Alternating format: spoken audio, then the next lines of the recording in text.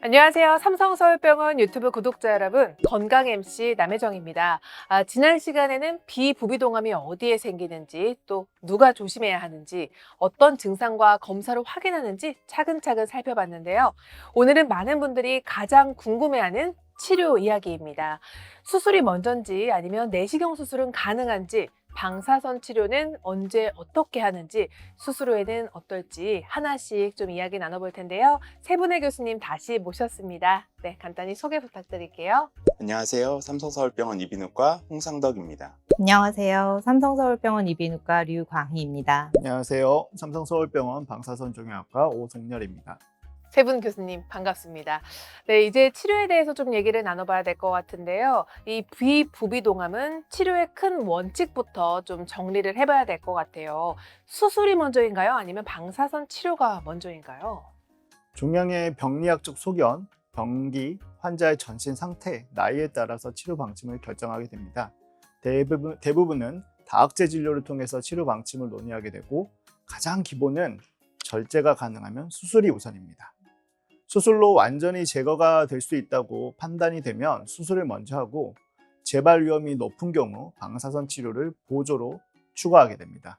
필요한 경우에 있어서는 항암 치료를 병행하기도 하죠. 반대로 수술이 완전 절제가 어렵거나 합병증 위험이 큰 상황, 예를 들면 수술적 완전 절제를 위해서 안타깝게도 안구 적출이 필요한 상황이면 항암 치료와 방사선 치료를 1차 치료로 고려하기도 합니다. 정리하면 수술이 우선인 원칙이지만 환자별로 가장 안전하고 효과적인 순서를 고를 수 있다는 겁니다. 그렇다면 수술은 좀 어떤 방식으로 하게 되나요? 수술은 크게 얼굴을 절개하고 하는 기본적인 절개를 통한 수술 방법이 있고요. 우리가 이제 코 안으로 내시경을 집어넣어서 암을 제거하는 내시경 수술이 있습니다. 만약에 상악동에 종양이 발생을 하게 되면 상악동이라는 위치 자체가 우리 콧구멍에서 바깥쪽으로 많이 있기 때문에 이런 경우는 대부분 우리가 절개를 통한 절제를 많이 하게 되고요.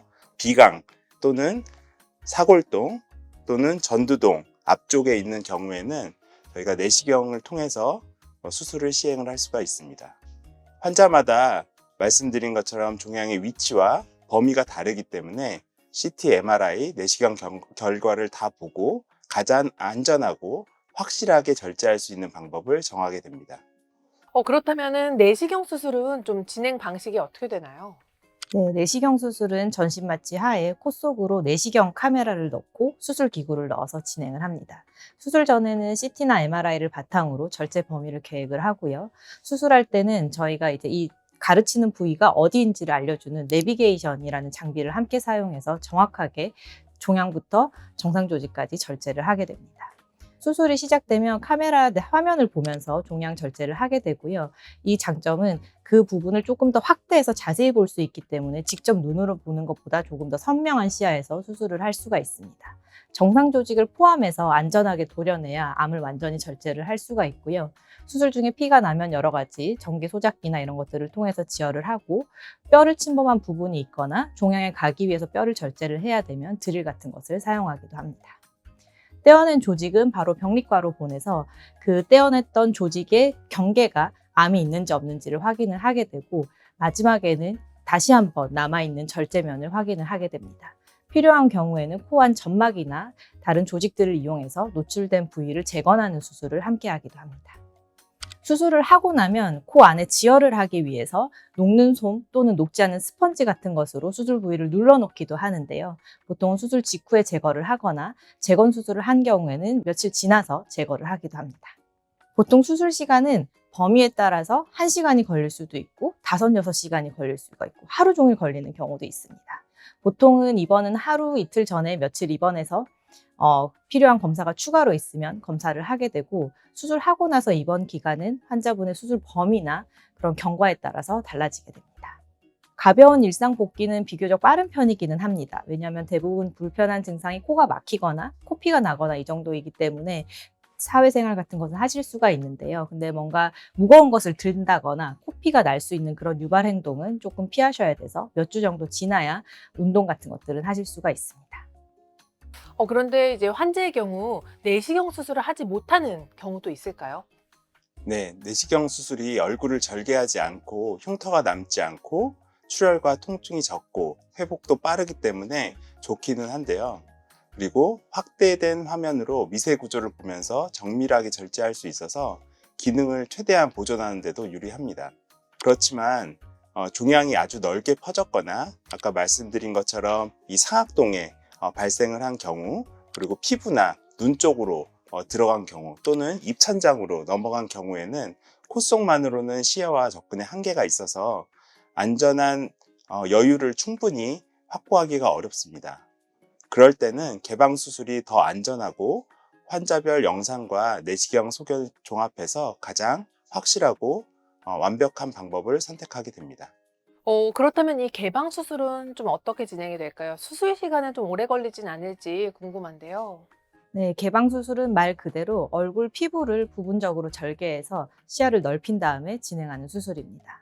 보통은 상악동에 생긴 암 같은 경우에는 여기를 노출시키기 위해서 코 옆에 있는 주름선을 따라서 절개를 하게 되고요. 이렇게 하면 흉터가 최대한 눈에 띄지 않도록 하고 종양이 있는 부위까지 뼈를 열어서 들어갈 수가 있습니다. 종양이 뇌의 기저부 또는 뇌 쪽으로 침범한 경우에는 정수리 쪽에서 절개선을 넣고 피부를 연 다음에 그 다음에 이제 머리뼈 안쪽으로 들어가서 수술 부위를 노출시키는 방법도 있습니다. 만약 상악동, 즉 뺨 안쪽 공간에 종양이 있으면 그 부위를 전체 절제를 해야 돼서 입천장과 상악동 안쪽에 빈 공간이 생기게 됩니다. 이때는 그 자리만 그대로 남겨두지 않고 허벅지에서 떼어난 근육 같은 걸 이식해서 재건 수술을 함께 해주기 때문에 얼굴이나 뼈 모양을 최대한 원래대로 맞춰주는 노력을 하고 있습니다.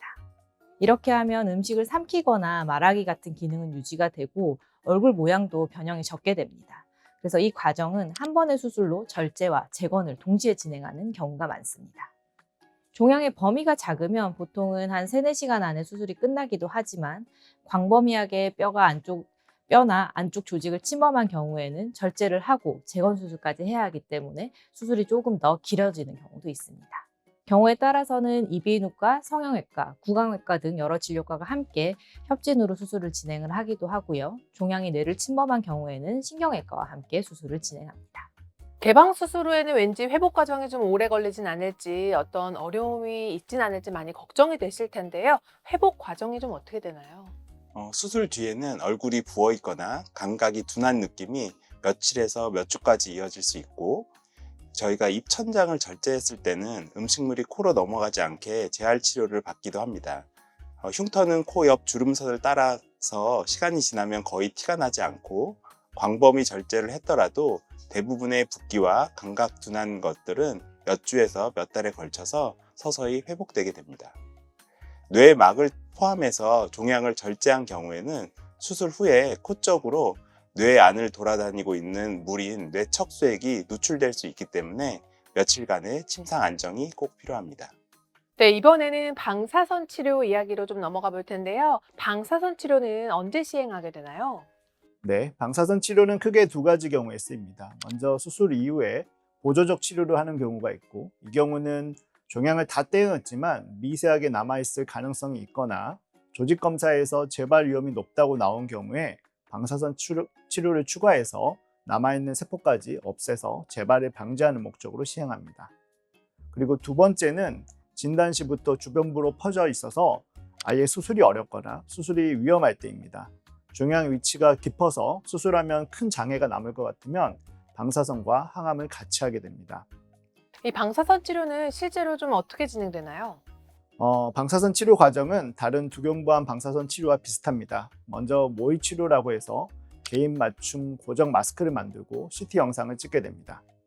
필요하면 모의 치료 시 MRI 영상도 촬영해서 암과 주변 중요한 장기들 위치를 3차원적으로 파악하고 치료 범위를 결정하게 됩니다. 그리고 치료가 시작되면 일주일에 5번, 총 6주에서 7주 정도 병원에 오셔야 됩니다. 한번 누워 계시는 시간은 보통 20분 이내인데 실제로 방사선이 조사되는 시간은 그보다 더 짧습니다. 치료할 때마다 치료실 내에서 영상을 확인해서 2에서 3mm 오차 이내로 위치를 아주 정밀하게 다시 맞춥니다. 눈이나 뇌 같은 중요한 장기가 가까운 부위이기 때문에 이러한 정밀도가 매우 중요합니다. 요즘에는 방사선 치료에 굉장히 다양한 방식이 좀 있다고 하던데요. 세기조절 방사선 치료, IMRT라고 하는 방사선 세기와 방향을 미세하게 조절해서 종양에는 집중적으로, 주변 정상 조직에는 최소한으로 조사하는 치료 기법이 가장 표준적인 방법입니다. 참고로 세기 조절 방사선 치료 기기 중에 토모세라피라는 기기도 있는데, 이는 기계가 CT처럼 회전해서 나선형으로 방사선을 조사해서 모양이 복잡한 종양에 섬세하게 치료할 수 있는 기기가 될 수 있습니다. 환자분들이 많이 궁금해하는 양성자 치료는 일반 X선이 아닌 양성자 빔을 사용하는데, 방사선이 조사될 때 종양 뒤쪽으로는 거의 방사선이 퍼지지 않기 때문에 정상 장기를 보호하는 효과가 좋습니다.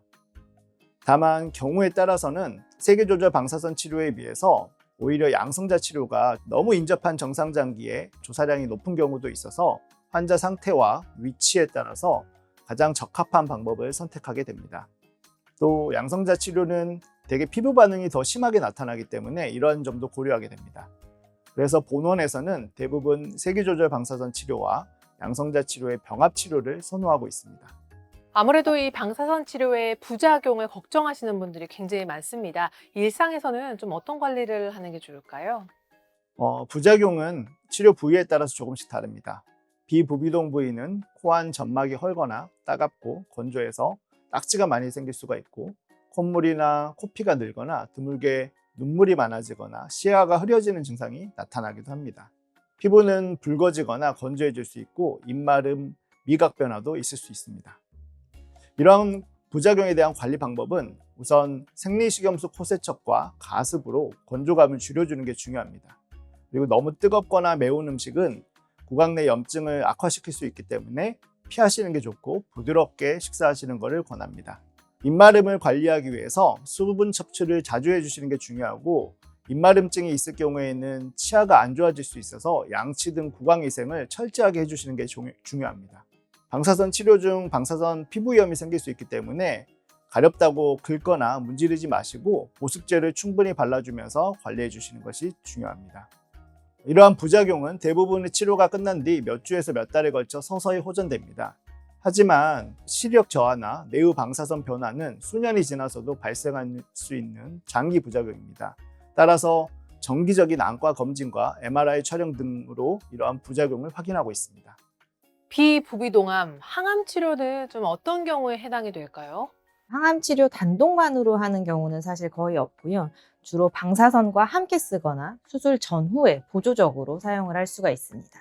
예를 들어 종양이 너무 커서 바로 수술하기도 어렵고 방사선을 다 조이기도 어렵다면 먼저 선행 항암 치료를 해서 크기를 줄여서 그 다음에 치료 가능한 옵션을 고를 수가 있습니다.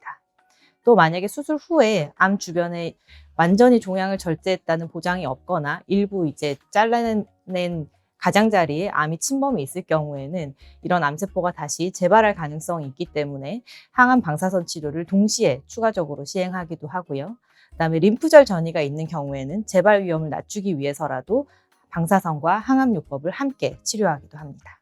치료 후에는 말하기나 또 식사 같은 기능에 좀 불편감이 생길 수 있는지도 궁금하거든요. 네, 절제 범위에 따라서 달라지게 됩니다. 수술 후에는 코 안에 상처가 아무는 동안에 코막힘이나 코딱지, 분비물 같은 증상이 제일 불편하실 수 있습니다.